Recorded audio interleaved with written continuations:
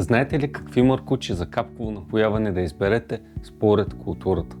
Представяме ви едносезонни и многосезонни капкови маркучи Hydro-Drip и Dual-Drip. А ето каква е разликата между тях. Едносезонните маркучи за капково напояване са подходящи за сезонни насаждения, като домати, краставици и марули.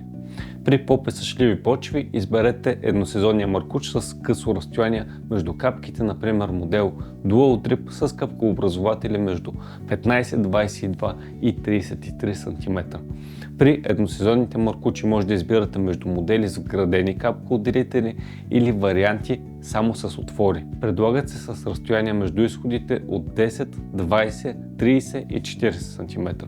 Моделите с вградени капкообразователи осигуряват по-равномерно водоподаване и по-добра устойчивост на налягане. Многосезонните маркучи от друга страна се използват често при трайни насаждения като ягоди, лозя или овощни градини. Първият тип са маркучи с фабрично вградени капкообразователи, разположени през 20, 30, 40 или повече сантиметра.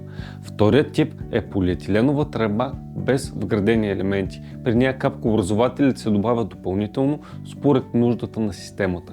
В зависимост от модела на капковия маркуч, ролките могат да бъдат от 100 до 3000 метра.